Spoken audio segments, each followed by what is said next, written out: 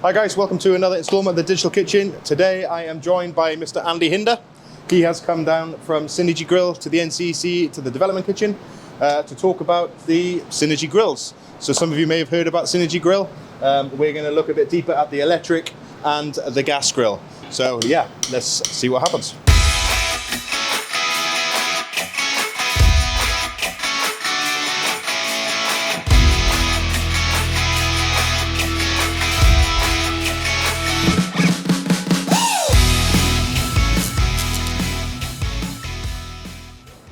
So Andy, thank you for coming down and joining me today. Welcome. We have got these wonderful grills. Obviously you've got me in the NCEC. Most of the time here. So as always, anybody wants to see them, come down and have a cook on them because they really do need to be cooked on to really see the benefits you get from something like a Synergy Grill. Synergy themselves, so what's the history? Where did it start? What's the story with Synergy Grill? Where did the idea come from? Yeah, so the idea came from a gentleman called Justin Cadbury. He and a friend developed a gas burner that saves about 59% on gas compared to comparable grills. So it's very different to any other char grill on the market. It was devised about 10 years ago, and probably I would say the last 5 years it's really taken off, and we work with some quite big groups now. So that's the gas one, and then 2 years ago we developed the electric grill that was launched last year. So that's different technology again, but I'll go through. Yeah, I guess if we focus on the gas grill to start with, obviously that's the original, should we say? Yep. So this is the 900? 900. Yep, so that's the 900 wide, yeah? 900 wide, double burner grill with 2 controllers on there.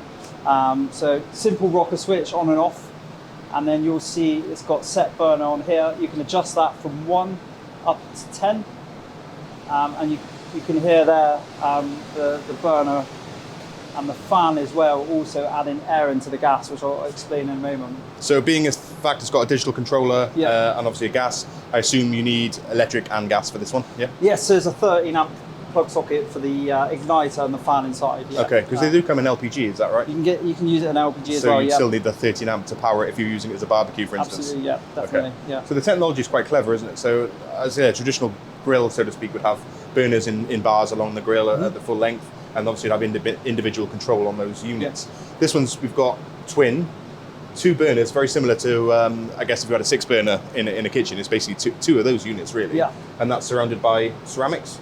Yeah, let's open that up and have a look. So let's do it. So this lifting tool comes with a grill, okay.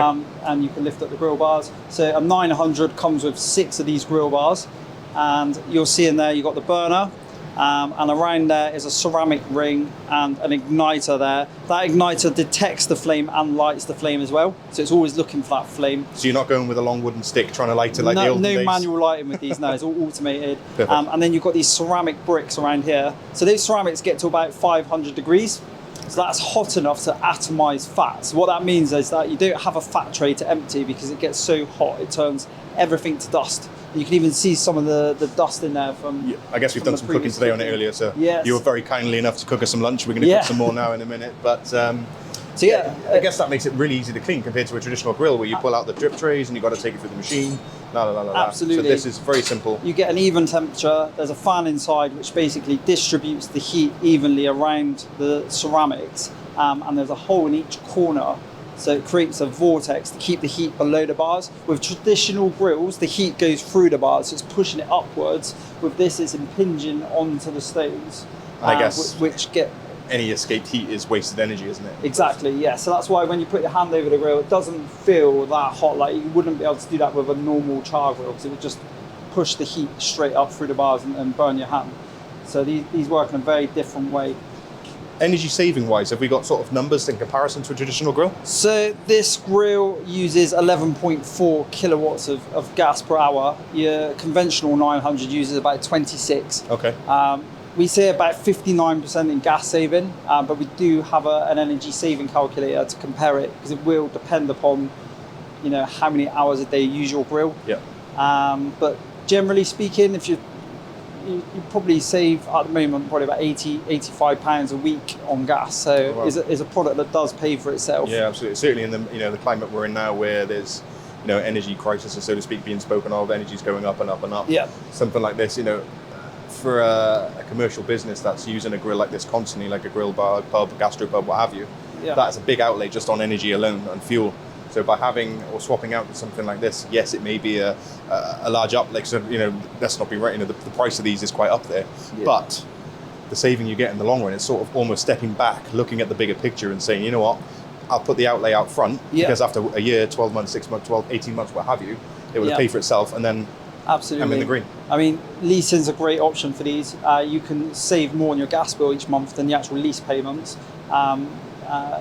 Or you can get your money back in less than a year anyway. And I guess that's even more prominent now with the gas prices going up. So even quicker than 12 months potentially, depending on which model you get. Yeah. So you say this is the SG model. ST. ST. So what's this? So there's the SG, ST.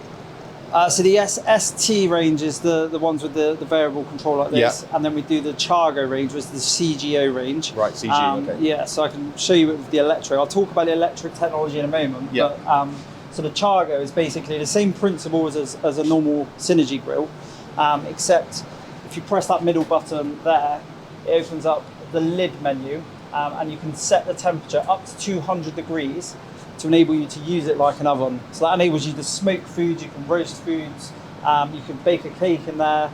It really does open up your menu.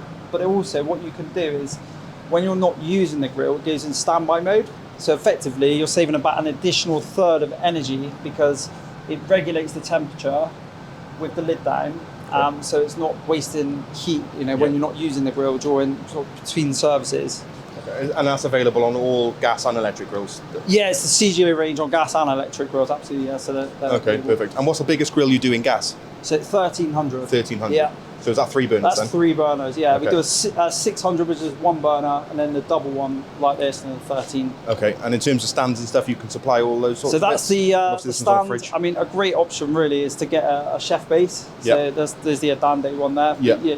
It's a good idea. Otherwise, we do the stand, which is really robust, is on casters as well, so you can move it out for cleaning. Okay. Yeah. And you've got some accessories as well. I was going to say, I mentioned the accessories. Absolutely, I've seen some with some bits and bobs on. So you've got the slow cook shelf there.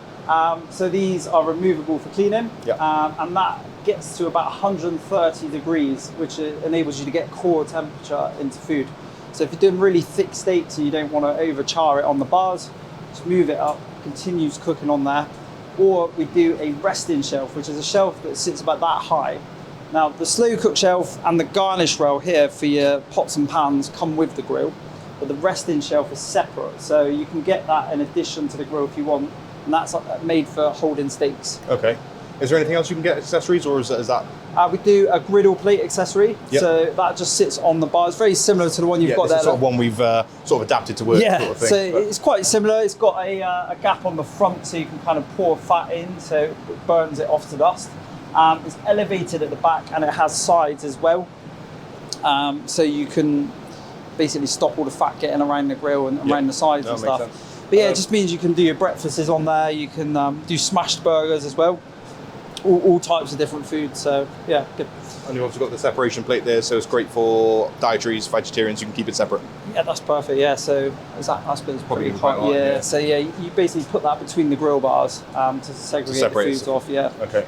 And in terms of bars themselves, you can reverse some of them, and you can reverse. So you've got 2 types. So these are the diamond bars. So these are triangle both sides. Yeah. And then these are the pyramid bars. So the pyramid bars are triangle one side, and then you reverse them, they're flat. So that gives you like a pan-fried finish. Right, so reverse these, and you can see there. So if you want to, you can even do smashed burgers with that as well. But what it means is the fat can still drip through the bars, so you don't get lots of pooling of fat like you would with a griddle plate. Yeah. But you can still get that pan-fried finish. I say ideal for fish. Like we can put some salmon on in a moment and show how that works. So do they come standard, or is that something you've got to spec extra? You can pick either or. Okay. So yeah, you just pick diamond bars or pyramid. We can talk to you about that when you're inquiring. So in terms of manufacturing, then is it all done in the UK? Is it? Everything's made in Cambridgeshire in a town called Offord. So there's a team of people that assemble the grills, and all we do is make grills. So we don't make fryers or other products. It's just Chargrills. Yeah. Yeah. So you look around now at the big players, and there's a lot. You look.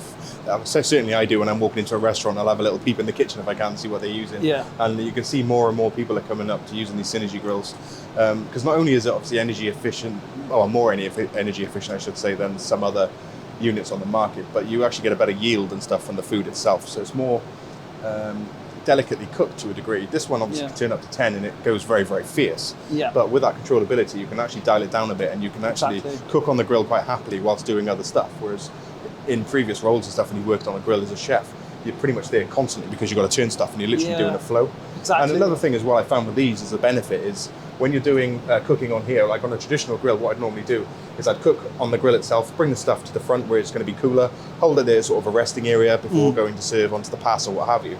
But downside to that is, certainly if you've got a fridge or unit underneath, is you're pulling raw products like chicken over the top of the cooked products onto the grill. Yeah. So then you're running the risk of dropping obviously cross-contamination and raw cooked foods, which we don't want. Whereas this is sort of opposite. It's such an even distribution of heat. Yeah. You can literally put it anywhere on the unit itself and then lift up and serve from there. So there's no risk. It's a nice flow system. It does make it a lot easier, particularly if you're not a skilled chef that's used the Chargrill before, because I can imagine it being quite intimidating using a proper, one of the traditional style ones. So yeah, having the even temperature with the fan system. But also, you mentioned about the higher yield. Basically, what happens, a bonus to obviously the fact that all the fat turns to dust, it creates a steam. So when that fat turns to dust, you get that steam that's steaming the food from underneath. So that stops it from drying out as quickly. So you get a much higher yield, probably about 20% more yield on something like chicken, which is really and we have good. done, this is proof in the puddings, we have done this testing here. Where we've used it against other grills, and pre-weight cooked and after weight cooked, and the difference is quite phenomenal. Absolutely. And even to taste as well. It's really is noticeable. So it is worth trying it. If you're thinking of upgrading your grill and looking for something that's going to do that stuff for you and save you energy, then it's certainly something worth contending and considering. So I guess we move on to the new electric grill. So if we swap places, do a little dance, make a little laugh. Right, so electric grill. Yep. So we can see we've got the two controllers again. So this hasn't got burners underneath like this one, obviously, because it's not like gas. this one. So how is this one working? It's got a metal plate. So a metal plate sits just below the grill bars. It still gets to the same temperatures as the gas one. So you're looking about 470, 468 currently. It's heated by elements underneath the plate. So heat up time on these is a little bit longer than the gas. So I didn't mention the gas takes probably about half an hour to 40 minutes to heat up. The electric's about an hour. So it's a little bit longer. But once the heat's in the plate, it stays there all day and it gets hotter and hotter the more you cook. So where's that lifting tool? So we've got quite a lot of ash in there from our previous cooking session cooks. there. Yeah, so you can see it just literally turns everything to dust, and that can just be vacuumed out in the morning once it's cooled down. Okay. So does this use a similar system as this one with airflow, like creating a it's got an vortex, air system in there, yeah, so you've got little envelopes in the corner, and that helps even out the temperature from the elements, and also it stops flames, because when you cook with high fat products you do get flames with this, even though it's an electric grill, and what you don't want is it burning the food. So the flames pull the envelopes, or the air system pulls the flame across horizontally to stop it from going through the bars. Proof's in the pudding now, proof's in the pudding. So in theory, hopefully that should ignite. In theory, 3, 2, 1. Is it going to go? Is it going to go? There we go. So you can see there now straight away, wherever I actually put the oil on, the fan is actually blowing the flame under the grills. So it's, as you say, normally that would be coming up over the product, because obviously the product's going to be sat here. So yes, the flame's blowing it over there, but if the product was sat there now, it's not being engulfed in flames and it's not doing overcharring. You're not going to get that, overcooked out exterior. And you can control it with the temperature of the plate. So if you think, actually, my burgers are quite high fat, have a high fat content, flames are quite excessive, just dial it down a little bit. Because remember, the fat from the food becomes a fuel source. So that orange light means the element's on. If I was to load that up with high-fat burgers, you wouldn't need the element power to heat the grill. It would use the fat, so that orange light would go off. Okay. So the higher the fat content, the more you save, basically, on your electricity. Okay, cool. So now I guess we should cook on them, I think. Absolutely, yeah. Right, if I get you some burgers, in true Blue Peter style. Here's some I made earlier. Lovely jubbly. Loving the gloves, by the way. Looking good, looking Thank good. you very much. Right, so Right. electric grill. Going to put. So with the lid that. on there, is that going to accelerate the cooking times as well? Yeah, so it halves it roughly. Okay. So yeah, it does creates a drier heat. So you do have to be more on top of your timings, but it is a lot faster. And then we'll put a couple on the diamond bars, and I'll do a couple on the flat bars just to show you how the finish is when you cook it on this flat side. And I'll put a couple on the griddle plate on there as well, if you can see that.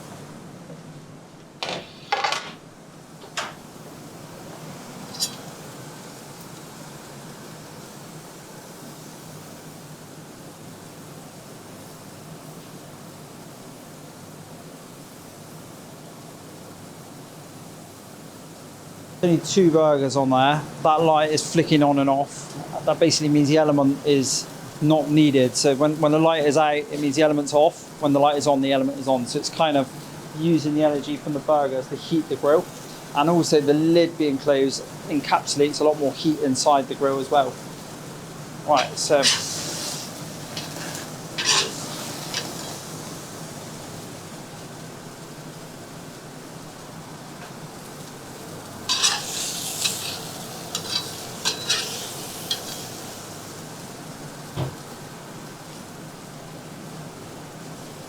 then I'll show you this. This is a scraper tool for cleaning. So you just put it between the bars. It makes an awful sound.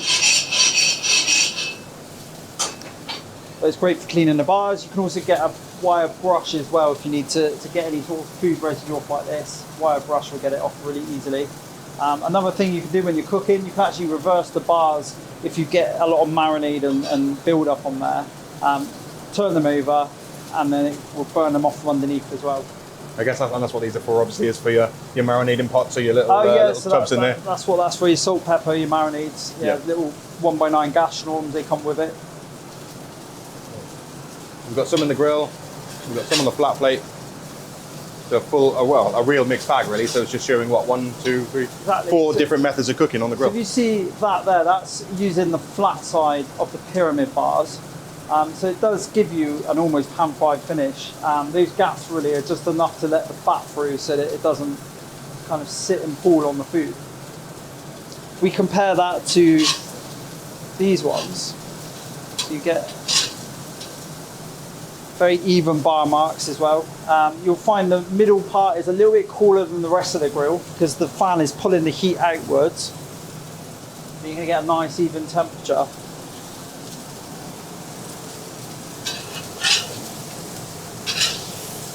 And that's the electric one, probably not great there. But nice bit of cross hatching there, chef. Apart from that one. Making it about you, yeah. And then this is the griddle plate. Obviously, there's a lot more fat left around here, so it's not as healthy. But if you don't want the flat top bars, you can get that sear like that. It's probably burnt there. You want to dial it down, but get that crust on there. Again, but that would be great if you're just saying doing your smash burgers and all those other bits and bobs. You can do them on there. Smash burgers, brilliant on there, but they also work really well on here as well. Okay. Do you lose any content through the gaps, or is it not too bad? No. As long as you don't flatten it really, really thin, you'll be absolutely fine. You just want to make sure it's nice and hot before you do smash it. And yeah, that'll be fine. It's also worth mentioning to season the bars as well. Yeah, so when you get the grill new, it's untreated cast iron, so you do need to oil it with sunflower or vegetable oil. That helps protect it from rust, but it also gives it a non-stick coating to stop food sticking to it as well. Yeah, and you can see down here now, obviously the fat's dropping through and creating that nice flame effect underneath, which is going to give you that, that sort of smoky, barbecue-y, charry flavour you want from a grill. And it's also, giving it that steam as well, so it's keeping it juicy, which is good.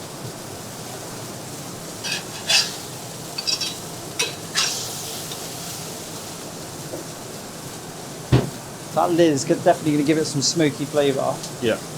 And I say you can play around with that as well. You know, we've done it before where we put logs of oak and stuff in there to give you that sort of more, oaky flavour, which is what you want, really. You can definitely, like, we do a smoking cap on the gas version, so With the lid, with the gas version, you can literally put a little tray almost on top of the burner, put wood chips in there and it will smoke. Another thing that's really effective is just getting a piece of wood, putting it on the bars and then moving it up to the slow cook shelf and putting the lid down, and it continues to smoke as well. So nice. Great way of getting that woody flavour if you want that into your food. Yeah. Can you have it as a double lid, or is it only single lid, or we can have a one big giant lid? The versions we do double lid, so that's the 900 with 2 lids. We do a single lid and just grill like this, or we do a 600. 600s are about this wide, and it's a single lid. Okay. On there. With the gas version, you can get a 1300 with a single lid as well. Okay. Which, and you don't go up to 1300 on the electric, do you? Not the electric, no. They're really heavy units due to the elements and the metal plate. So yeah, we only do it at 900. That's the biggest one. But I guess there's nothing stopping you buying 2 smaller ones and putting them together to have a... Absolutely, yeah. You can get 2 900s, yeah.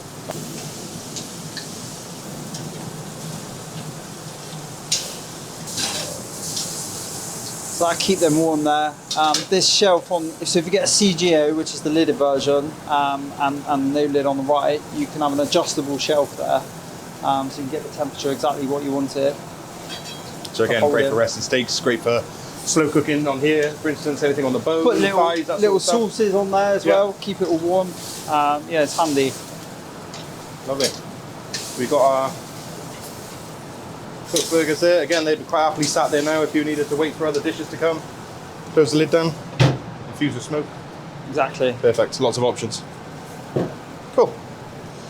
So I think, well, one last thing to do now, I think, is to build these burgers and eat some, see who else wants to have them. Yeah. So yeah, I guess thank you so much for coming down, talking through the grills. As I said at the start, these grills are here at the NCEC. We can cook on them, we can do what we want with them. We unfortunately can't give them to you, but Andy is on support as well. He roams around the country. He has got some demo grills, so if it's something you are interested in seeing, reach out to myself, reach out to Andy. He can take the grill to you, and you can try it in your own premises, or more than happy to come here and try the two and test the electric versus gas, because it is really interesting as well to see the profiles. But Mr. Hinder, thank you so much, sir, as always. Cheers, Chris. And everyone, we shall see you on the next one. Thank you very much. For more information on the digital kitchen at the NCEC and facility hire, visit the website or give us a call. Details on this are below. And don't forget to subscribe and stay tuned for regular updates on the digital kitchen. Thanks for watching, guys. See you on the next one.